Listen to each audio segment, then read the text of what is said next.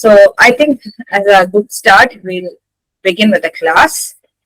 So contents, module content ഇത്രയുമാണ്. Cost of ക്യാപിറ്റലിനെ കുറിച്ച് പറയുന്നുണ്ട്. ഐ ഹവ് ഓൾറെഡി ഡിസ്കസ്ഡ് എന്താണ് നമ്മൾ പറയാൻ പോകുന്നതെന്നുള്ളത്. പിന്നെ കോസ്റ്റ് ഓഫ് ക്യാപിറ്റലിന്റെ ഉള്ളിൽ will be discussing with the meaning, components, cost of debt, cost of preference shares, cost of equity shares, and weighted average cost of capital. ഉള്ളില് ഇത് ഈ പറഞ്ഞ സിലബസിലാണ്. അപ്പൊ ക്ലാസ് എടുക്കുന്ന വഴിക്ക് ചിലപ്പോൾ അഡീഷണൽ ടോപ്പിക്സുകൾ ചിലപ്പോൾ കവർ അപ്പ് ചെയ്ത് പോയിട്ട് വരും. Depends on the area. Cost of ക്യാപിറ്റലിനെ കുറിച്ച് എല്ലാ ഡീറ്റെയിൽഡ് ആയിട്ടുള്ള version it will be there in your class. And second area we'll be discussing with your capital structure, meaning of capital structure, how will you plan a capital structure inside a firm, and how an optimal capital structure is determined and what it is. And very important part is your capital structure theories. ഒരു 4 തിയറീസിനെ കുറിച്ച് പരാമർശിക്കുന്നുണ്ട്. So ആ 4 തിയറീസും നമ്മൾ പറയും. ഇതാണ് ആ ഒരു module wind up. So I think ഒരു ഇൻട്രൊഡക്ഷൻ്റെ ആവശ്യമില്ല. I think we can start the class. I be discussing ഓരോ ക്ലാസ്സിലും കുറച്ച് ക്വസ്റ്റ്യൻസ്, ഒന്നായാലും 2 ക്വസ്റ്റ്യൻസ് ആയാലും മോർ ദാൻ ദാറ്റ് ആയാലും അത്രയും ക്വസ്റ്റ്യൻസും നമ്മൾ ഡിസ്കസ് ചെയ്യും. അങ്ങനെയായിരിക്കും നമ്മുടെ ക്ലാസ്സുകൾ മുന്നോട്ട് കൊണ്ടുപോവാം. സോ ഐ തിങ്ക് ഈവൻ അത് 2 ക്വസ്റ്റ്യൻ, ഈ 2 ക്വസ്റ്റ്യനേ ഉള്ളൂ എന്നല്ല, ആ 2 ക്വസ്റ്റ്യൻ എങ്കിലും എന്ത് ചെയ്യുക, കൺസെപ്റ്റ് ക്ലിയർ ആയിട്ട് പഠിക്കുക എന്നുള്ളതാണ്. So when you face a question paper you will be thorough. ആ ഒരു ടൈമൊക്കെ എത്തുമ്പോഴത്തേക്ക് you will be thorough with your questions. ഏത് ചോദ്യം വന്നാലും അമ്പെയ്ത് കൊള്ളിക്കാൻ പറ്റുന്ന രീതിയിൽ I will be preparing for your exams. Okay, അപ്പൊ will start with your class. Cost of capital. എന്താ കോസ്റ്റ് ഓഫ് ക്യാപിറ്റൽ എന്ന് പറയുന്നത്? കേട്ടിട്ടുണ്ട് കോസ്റ്റ് ഓഫ് ക്യാപിറ്റൽ. പിന്നെ നമ്മള് ചോദ്യത്തിൽ കേട്ടിട്ടുണ്ട്, അല്ലാണ്ട് നമ്മള് കൊമേഴ്സ് എക്സാംസ് എല്ലാം നമ്മൾ അറ്റൻഡ് ചെയ്യുന്ന എനിക്ക് കേട്ടിട്ടുണ്ട്. അല്ലെ, 3 ഡെസിഷൻസ് ഉണ്ട് അല്ലെ. പിന്നെ ഫിനാൻഷ്യൽ മാനേജ്മെന്റിനെ സംബന്ധിച്ചിടത്തോളം നമ്മൾ ഫിഡ് എന്നൊക്കെ ഞാൻ പറയാറുണ്ട്. ഫിഡ് എന്താ? Financing decisions, investment decisions, dividend decisions അല്ലെ. So financing decisions, investment decisions, dividend decisions, 3 categories ആണ് ഫിനാൻഷ്യൽ മാനേജ്മെന്റിനെ സംബന്ധിച്ചിടത്തോളം. വളരെ പ്രാധാന്യമുള്ള 3 കാറ്റഗറികളാണ് financing decisions, investment decisions, dividend decisions എന്ന് പറയും. അതിന് തൊട്ട് മുന്നിൽ ക്ലാസ്സുകൾ ഉണ്ടാവും. ബേസിക് ആയിട്ട് തുടങ്ങുമ്പോൾ ഈ 3 കാര്യങ്ങളെ കുറിച്ച് പറയും. അപ്പൊ അതില് ഇൻവെസ്റ്റ്മെന്റ് ഡിസിഷനിൽ വരുന്ന ഒരു ഭാഗമാണ്, one of the most integral part ആണ് ഈ പറയുന്ന കോസ്റ്റ് ഓഫ് ക്യാപിറ്റൽ എന്ന് പറയുന്നത്. നമ്മൾ നടുക്കത്താളെ മാത്രമേ എടുക്കുന്നുള്ളൂ.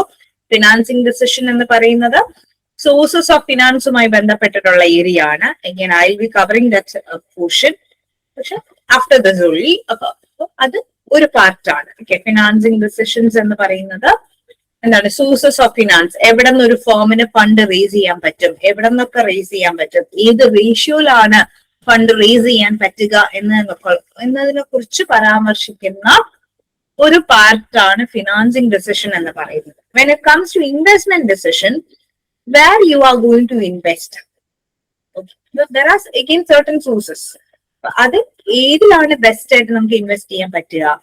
ക്യാപിറ്റൽ ബഡ്ജറ്റിംഗ് ഒക്കെ നമ്മൾ ഒരുപാട് മെത്തേഡ്സ് ഓഫ് അപ്രൈസൽ ഒക്കെ പഠിക്കും.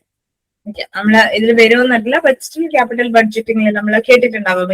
NPV, net present value, accounting rate of return, pay back period. ഇതെല്ലാം ക്യാപിറ്റൽ ബഡ്ജറ്റിംഗ് ഇൻവെസ്റ്റ്മെന്റ് ആണ്. Something you are going to invest. What about dividend decision? Your firm, നിങ്ങൾ ഒരു firm ആയിട്ട് കൺസിഡർ ചെയ്യും. നിങ്ങൾ ലാഭം കൊയ്യാനല്ലേ നമ്മളൊരു ഫേം തുടങ്ങുക. ഒരിക്കലും നഷ്ടത്തിൽ പോണേന്ന് പറഞ്ഞുകൊണ്ട് നമ്മൾ ഒരിക്കലും ഒരു എന്താ പറയുക കട റീഓപ്പൺ ചെയ്യില്ല. ഐ മീൻ ഓപ്പൺ ചെയ്യില്ല. കട ഉദ്ഘാടനം ചെയ്യുന്നത് തന്നെ എന്തിനായിരിക്കും? അല്ലെങ്കിൽ ഒരു ബിസിനസ് ഉദ്ഘാടനം ചെയ്യുന്നത് തന്നെ ദൈവമേ ലാഭത്തിൽ പോകണേ എന്ന് വിചാരിച്ചിട്ടായിരിക്കും അല്ലെ. ഒരിക്കലും അതൊരു നഷ്ടത്തിൽ കൊണ്ട് ചാടിക്കരുത് ആരെങ്കിലും വിചാരിക്കും. റാഷണലി ചിന്തിക്കുക. ഓക്കെ, അപ്പൊ അങ്ങനെ വരുമ്പോ എന്താ? ഉറപ്പായിട്ടും പ്രോഫിറ്റ് ഉണ്ടാവുക. ആ പ്രോഫിറ്റിന്റെ ഒരു നിശ്ചിത ഭാഗം ഷെയർ ഹോൾഡേഴ്സിന് കൊടുക്കുക. Someone is being invested in your firm. ആരെങ്കിലും നമ്മുടെ ഫേമിൽ ഇൻവെസ്റ്റ് ചെയ്തിട്ടുണ്ടാകും, അവരെയാണ് ഷെയർ ഹോൾഡേഴ്സ് എന്ന് വിളിക്കുന്നത്. അവർക്ക് നമ്മുടെ പ്രോഫിറ്റിന്റെ ഒരു നിശ്ചിത ഭാഗം കൊടുക്കുന്നുണ്ടെങ്കിൽ അത് എത്ര കൊടുക്കുന്നു, എത്ര രൂപ കൊടുക്കുന്നു, അല്ലെങ്കിൽ എങ്ങനെ കൊടുക്കുന്നു എന്നുള്ളതെല്ലാം ദാതാ പാർട്ട്. ഓക്കെ, കൊടുക്കുന്നുണ്ടോ? പ്രോഫിറ്റിന്റെ ഒരു നിശ്ചിത ഭാഗം കൊടുക്കുന്നുണ്ടെങ്കിൽ that can be called as dividend എന്ന് പറയുന്നത്. സോ അതെല്ലാം ഡിവിഡന്റ് ഡിസിഷനിൽ വരും. ഞാൻ ജസ്റ്റ് ഒന്ന് റിപ്പീറ്റ് അടിക്കാം, അല്ലെങ്കിൽ ഇടയിൽ വെച്ചിട്ട് ക്ലാസ് കേൾക്കുന്നവരുണ്ടാവില്ല. അപ്പൊ മൂന്ന് തരം തീരുമാനങ്ങളാണ് നമ്മൾ ഫിനാൻഷ്യൽ മാനേജ്മെന്റിൽ പ്രൈമറിലി നമ്മൾ എൻഗേജ് ചെയ്യുന്നത്.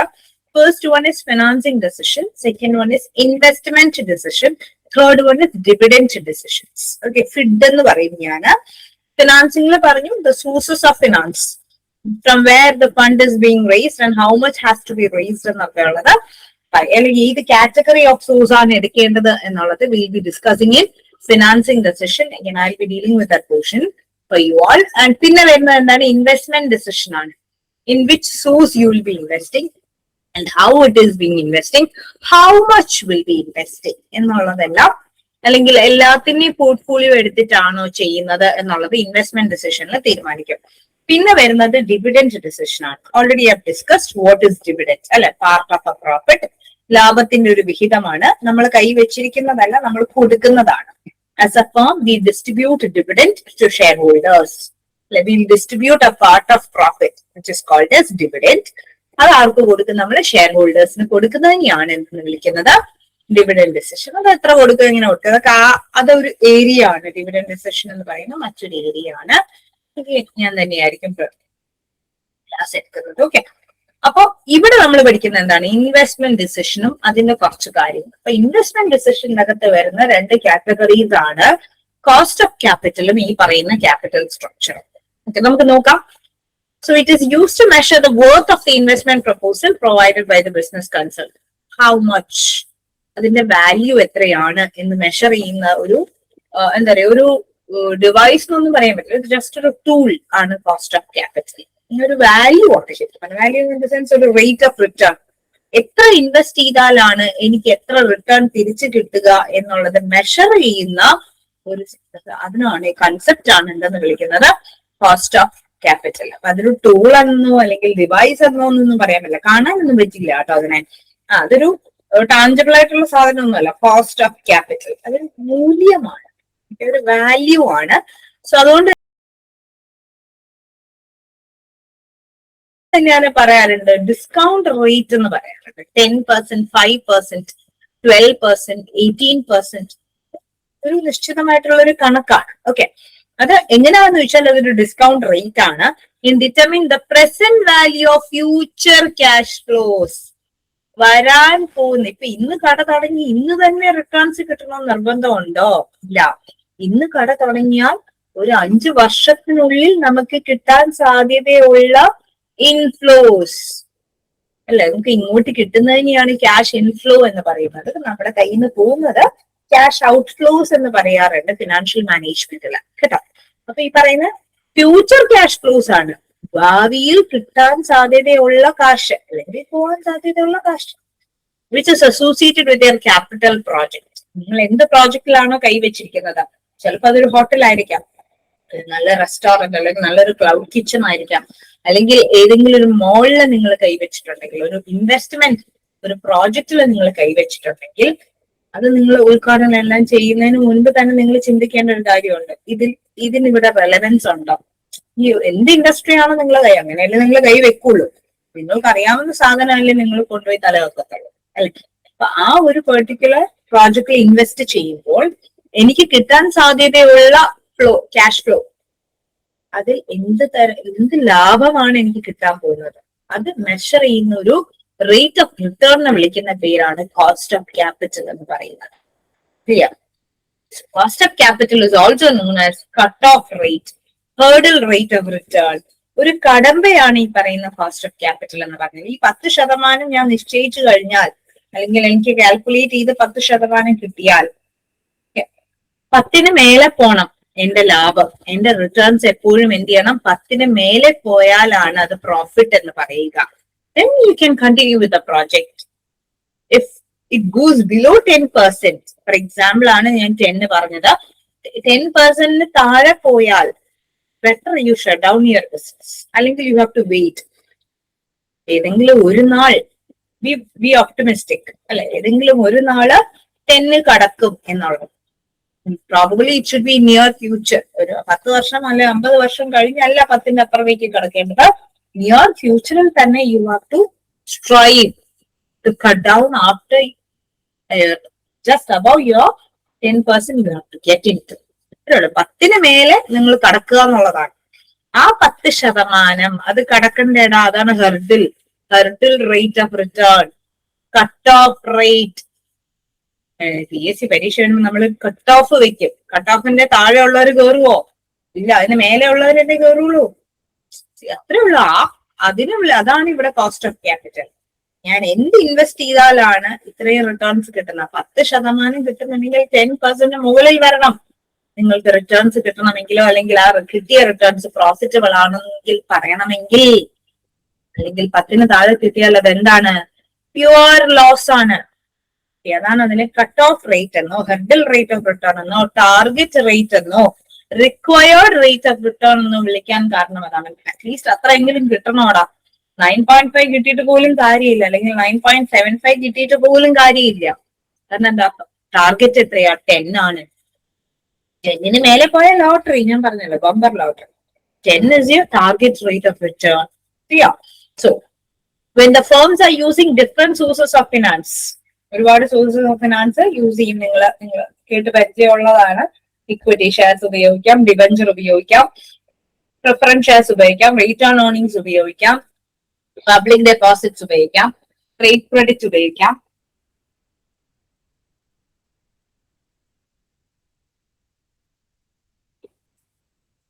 Even such sources can be used. അല്ലെങ്കിൽ ഇവരുടെ ഒരു കോംബോ തന്നെ ഉപയോഗിക്കാൻ പറ്റും. Hope I am audible to you all.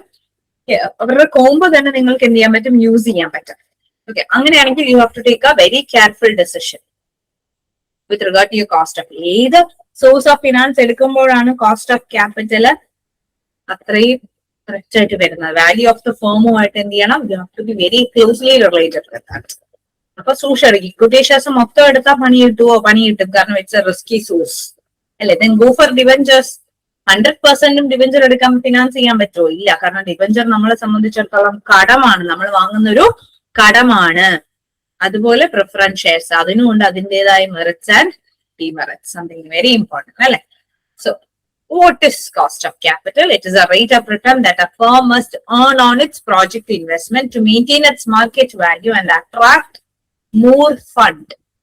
Fund accumulate ചെയ്യാനല്ലേ നമ്മൾ നോക്കുന്നത്. നമ്മൾ ഏത് ഇൻവെസ്റ്റ്മെന്റിലാണ് നമ്മൾ ഇടുന്നത്? Okay, you have to invest in some project. എന്തിനാണ് പ്രോജക്റ്റിൽ ഇൻവെസ്റ്റ് ചെയ്യുന്നത്?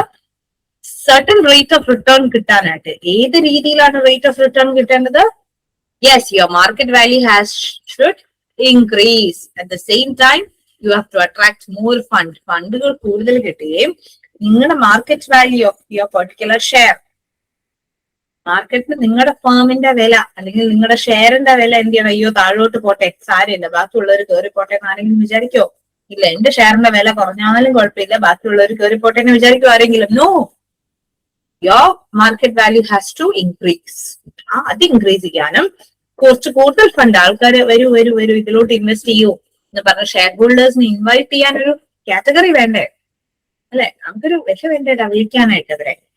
ചുമ്മാ ലോസിൽ നിൽക്കുന്ന ഫോം വരൂ ആരെങ്കിലും വന്ന് ഇൻവെസ്റ്റ് ചെയ്യും? ഇല്ല, പ്രോഫിറ്റബിൾ ആയിട്ട് ഇരിക്കുന്നവർക്ക് മാത്രമേ എന്ത് ചെയ്യുള്ളൂ? അട്രാക്ട് ചെയ്യത്തുള്ളൂ. സോ ആ രീതിയിൽ അട്രാക്ട് ചെയ്യുന്ന റിട്ടേൺസ് നിങ്ങൾ നേടണം. ആ റിട്ടേൺസിന്റെ rate, that is a target rate. അതിനെയാണ് കോസ്റ്റ് ഓഫ് ക്യാപിറ്റൽ എന്ന് വിളിക്കുന്നത്. So it is a required rate of return on its investment which belongs to anything. Either you can invest in whole of equity shares, അല്ലെങ്കിൽ equity debenture ne mix ആവാം, അല്ലെങ്കിൽ equity debt ന്റെയും return earnings ന്റെയും mix ആവാം. Okay, so if a firm fails to earn this particular return, the market value of the shares will fall. Definitely will fall.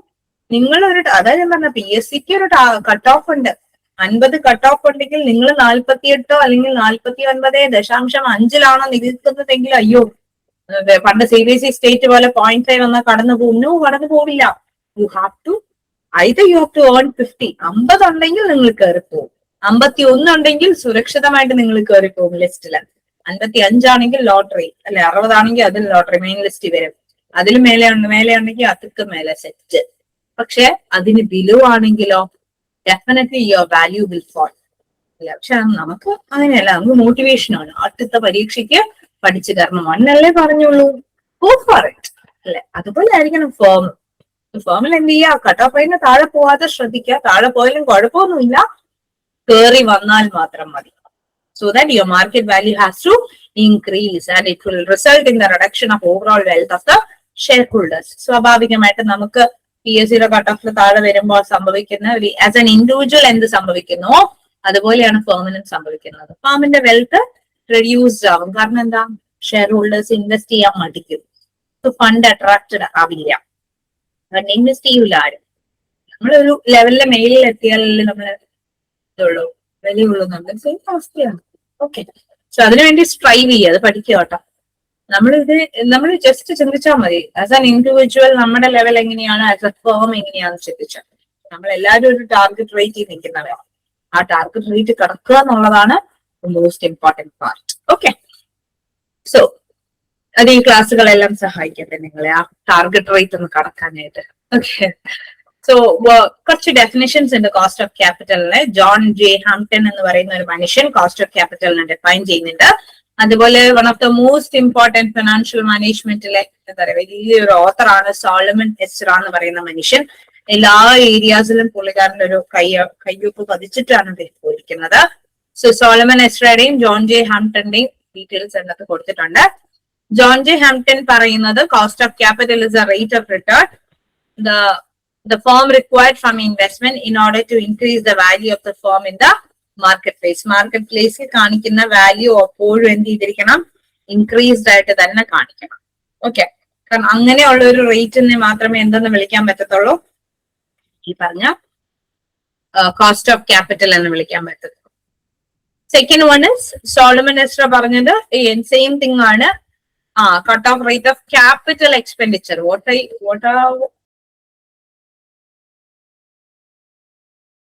whatever amount is being expended on the capital basis.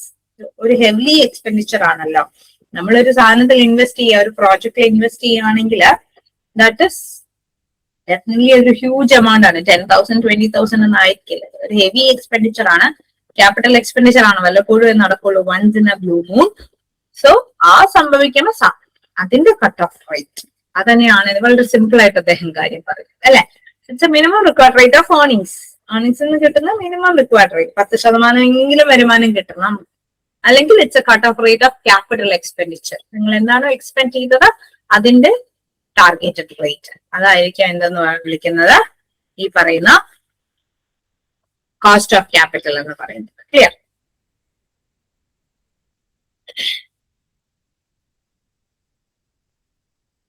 Okay, so next topic is there are several factors. എന്താണ്?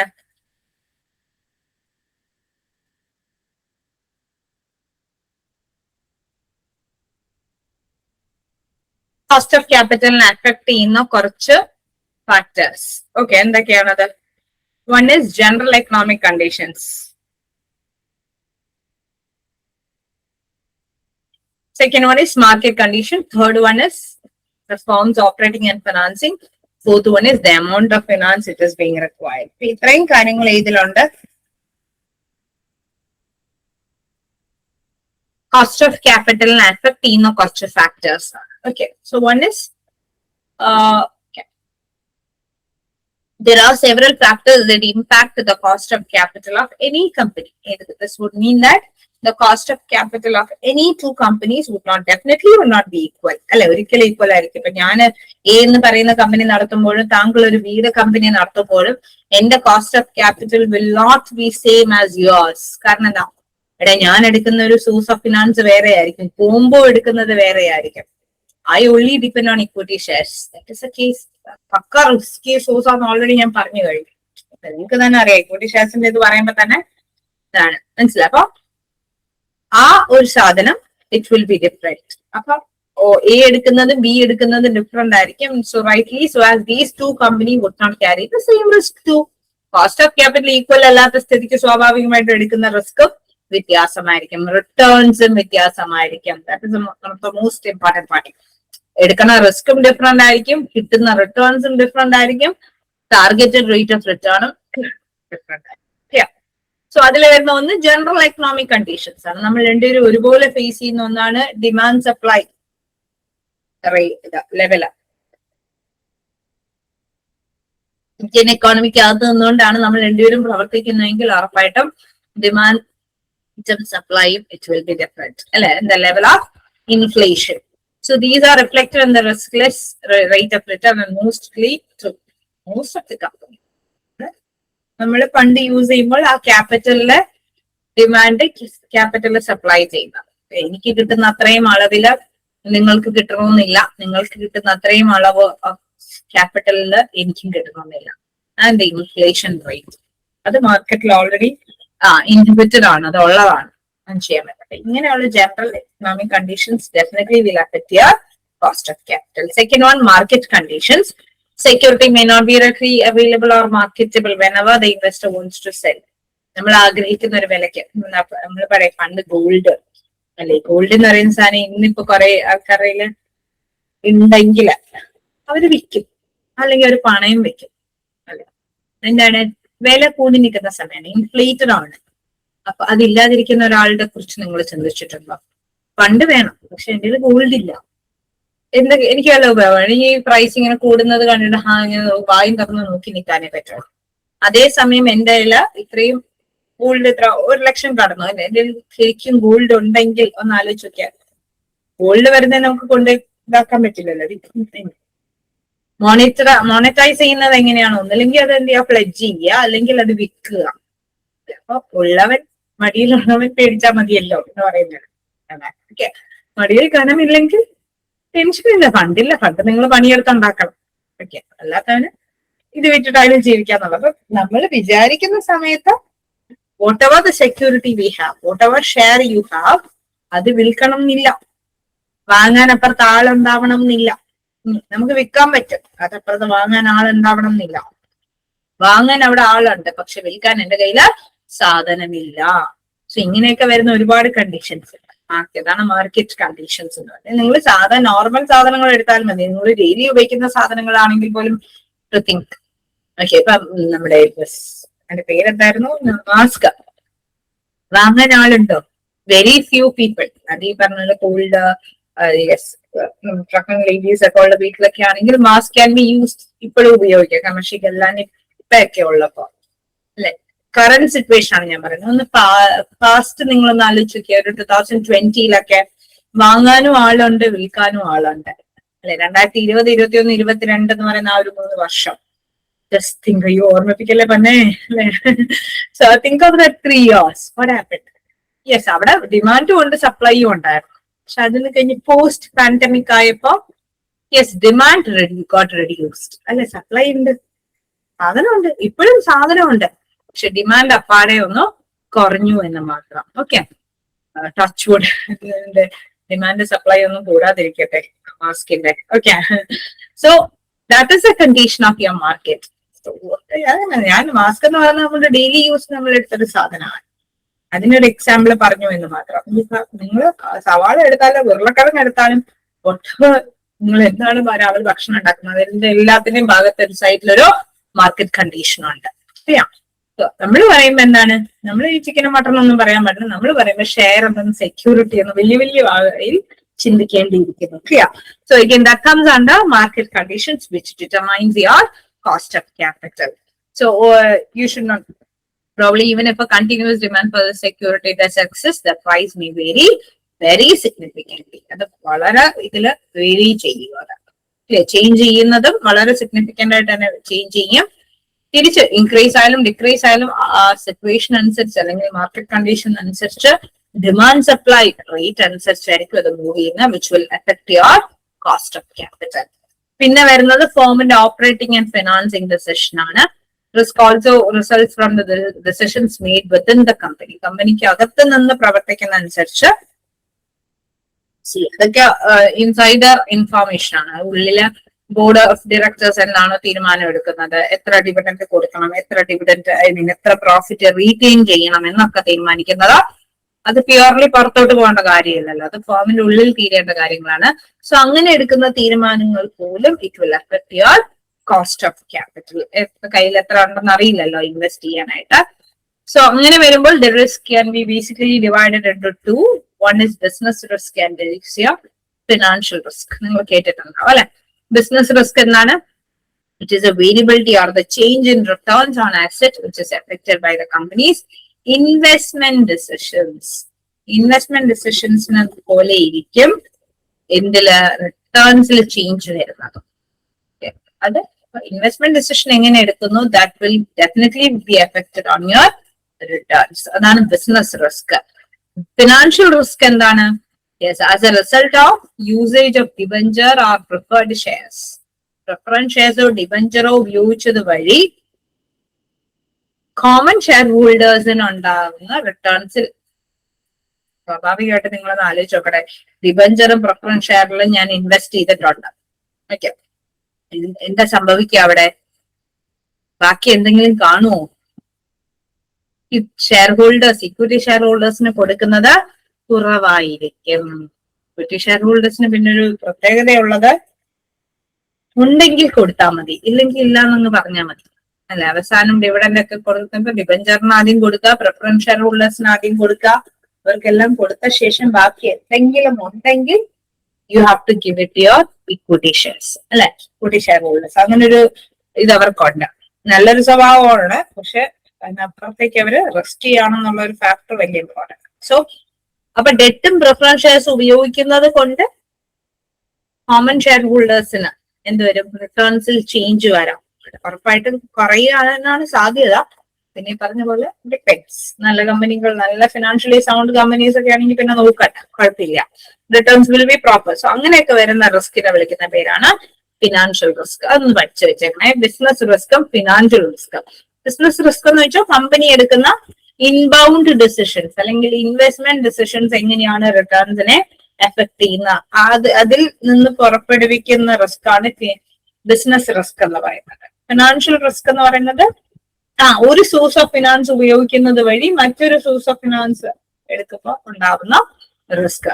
Debenture, preference ഷെയർസോ അല്ലെങ്കിൽ retained earnings ഉപയോഗിക്കുന്നത് വഴി equity share ഹോൾഡേഴ്സിന് കിട്ടുന്ന റിട്ടേൺസിലുള്ള change ആണ് financial risk. പിന്നെ fourth factor which affects your cost of capital is amount of financing. How much? അത് already ഞാൻ തുടക്കത്തിൽ പറഞ്ഞു. ഓരോ കമ്പനിയും ഓരോ രീതിയിലാണ് ഇൻവെസ്റ്റ് ചെയ്യുന്നത്, ഓരോ തുകയിലാണ് ഇൻവെസ്റ്റ് ചെയ്യുന്നത്. ഞാൻ 5 ലക്ഷം ഇൻവെസ്റ്റ് ചെയ്യുമ്പോൾ നിങ്ങൾ അവിടെ 50 ലക്ഷം ഇൻവെസ്റ്റ് ചെയ്യാം. So amount of finance, how much is being invested is very important or very crucial in the determination of cost of capital. So amount of finance എത്രത്തോളം കൂടുന്തോറും അതിനനുസരിച്ച് എന്ത് പറ്റും?